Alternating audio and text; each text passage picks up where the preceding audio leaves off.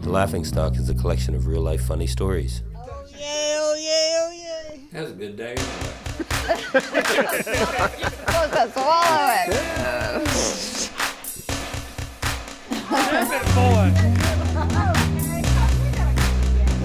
No, you're gonna pinch my nose.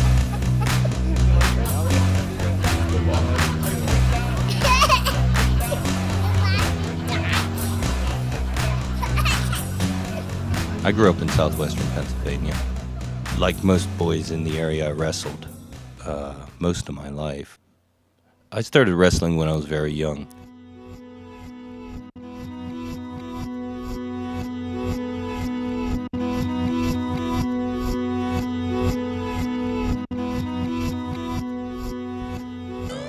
I never really won too many matches. I was a tall, lanky, skinny kid. Very skinny kid. And they basically mopped the mats with me. I was about 10 years old, and we had went to this wrestling tournament in our hometown. So we were actually the hosts of the tournament. I think I was 80 or 90 pounds. They used to write it on your arm in big marker, your weight class. I think there was only 4 kids in my weight class for this tournament. And every so often that would happen, and I'd get a little medal or something, even though I was the one that lost. I was excited. 4 kids in my weight class, get all revved up. Definitely gonna get a medal. I get ready in the locker room. We wore these little singlets. The things that stretch up over your shoulders, and it's one piece. It's like a tank top and tight shorts. And us wrestlers always kept the tank top part kind of hanging at our hips until it was wrestling time. It was just like the intimidation thing. And my match is called. And I go to the mat that I was called to, and my opponent is on the other side of the table stretching and warming up. So I begin my stretches, jumping jacks, maybe a little jump rope, stare him down, try to intimidate him a little bit. So I'm warming up. I'm getting ready. And the match before us has finished. The ref blows his whistle for us to come out. I dropped my sweatpants. This was the 80s, so they were polyester with those weird 3 racing stripes down the sides of the legs and sleeves. And I run out to the mat. Put my foot on the mark. Reach down for my singlet. And it's not there.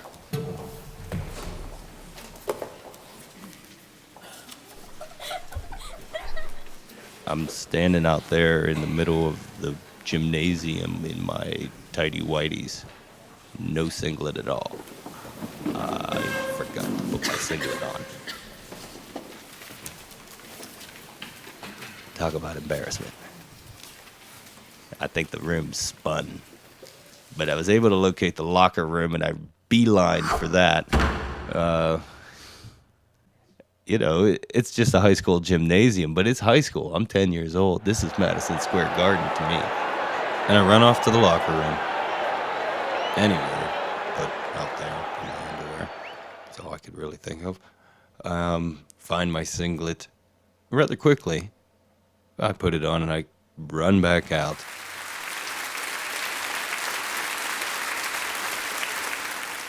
I ended up with 4th place. But I did learn that it is important to make sure you do have your pants on before you go out, because you can forget them.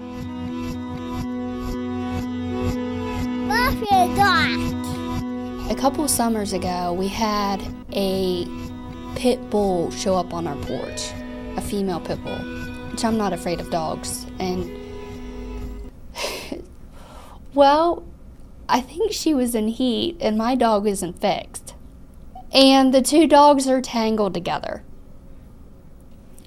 One is facing me and one is facing the woods. I thought, oh, just what the neighbors' kids need to see. Wonderful.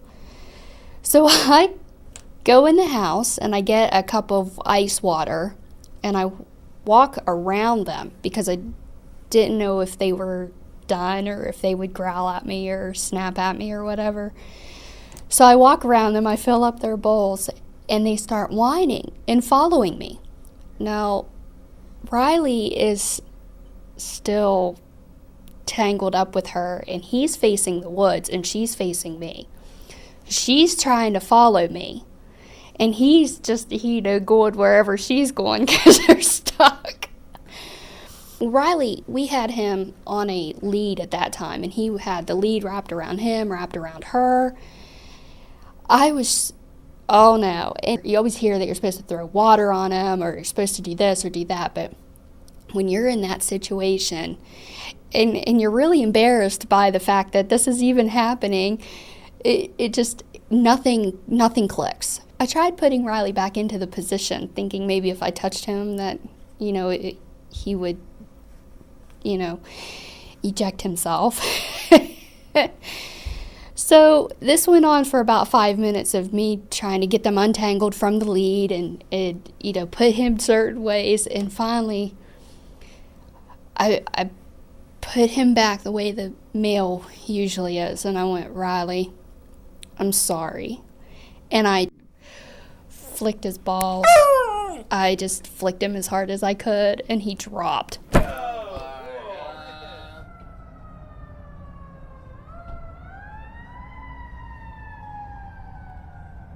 was a volunteer ambulance attendant for a number of years, and as you got more experienced, you went from just riding and you went on direct calls.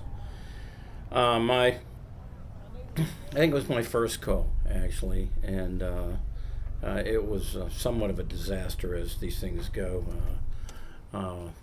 The police were already there, but when I got there with all my equipment, I was running in. We had a bag, and the bottom fell out of the bag, spreading all my stuff all over the driveway of the people's house. And I tried to get it back together, but then I got in, and there was an older gentleman, and they were giving him oxygen, and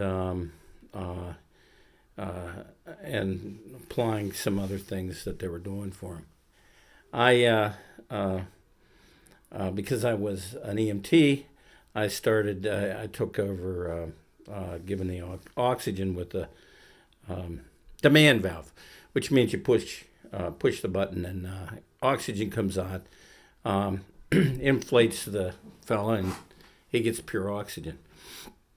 And I did that for a while, and there was, it was in the house, it was laying on the floor, there was a family around, and of course, watching what was going on, and all of a sudden, the bottle ran out of oxygen.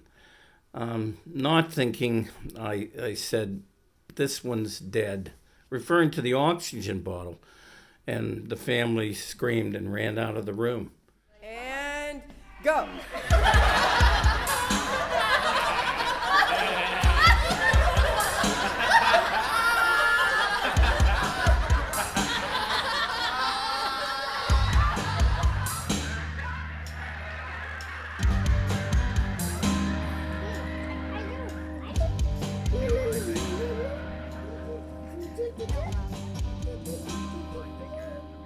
I was waitressing, and this lady came into my section. She had mohawk, hairdo. It was all different colors, and she sits down, and I go over, and she's like all excited. Are you going to be my waitress? And I said, yeah. She's like, okay, well, I have a bad headache, and I need a coffee, and I like some water. And I said, oh, I know how you feel. I said, I just got rid of my headache. So I take her out her drinks, and she says, oh, do you still have your headache? And I said, a little bit, but it's not too bad. And she's like, but do you believe in God? And I said, yeah, I believe in God. And she's like, will you pray with me? And she puts her hands out, and I said, no, I don't want to pray with you, And she's like, well, if you believe in God. And I said, I don't want to pray with you, And so she's like, okay. So I said, are you ready to order? And she's like, yeah. So she gives me her order, and I go and I put it in, and I come back with her food, a few minutes later, and I have the whole tray of food, and I'm standing there. And she says, honey, I just want to tell you, I prayed for you about your headache. Do you feel better? And I said, well, yeah, I told you earlier I was feeling better. And she's like, and she stands up out of the booth and she takes the palm of her hand and she whacks me right upside the forehead. She said, you've been healed in the name of Jesus. And I could have died. And this old couple was sitting beside me. I was waiting on them too. And you could hear the lady go, oh, you know, and I don't know how I didn't drop the plate of food. I sat it all down and I said, please don't ever smack me like that again.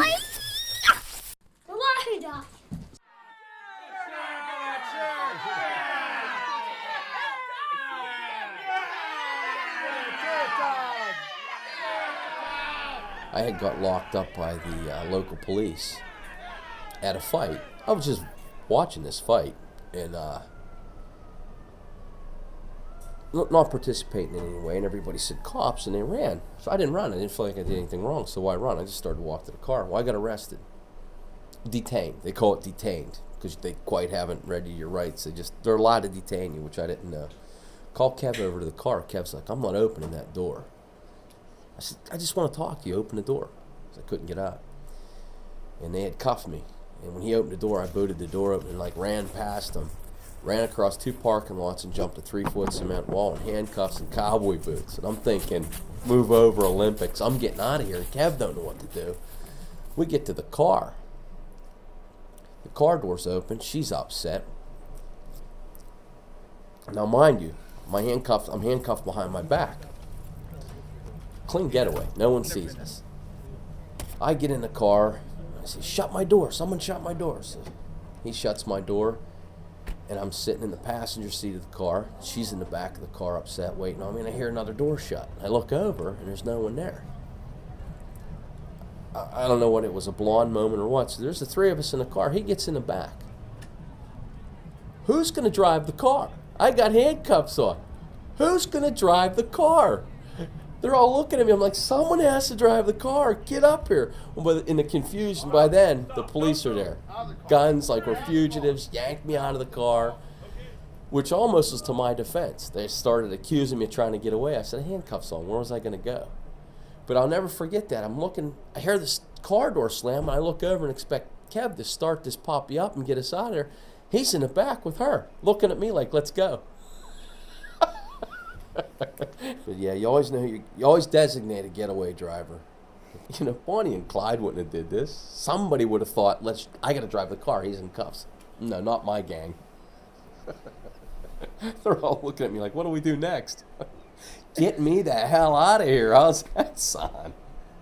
I got written up for public drunkenness, disorderly conduct, and stealing a pair of handcuffs.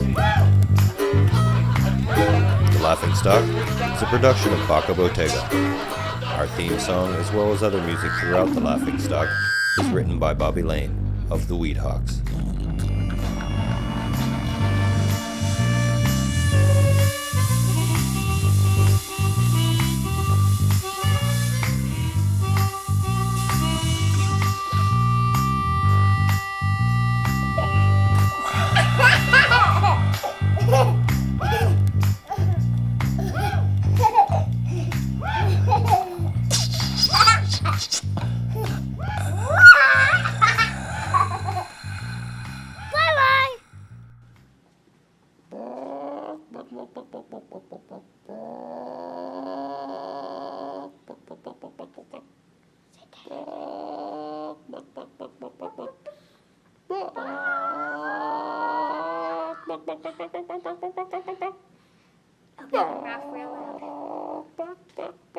Open it all the way.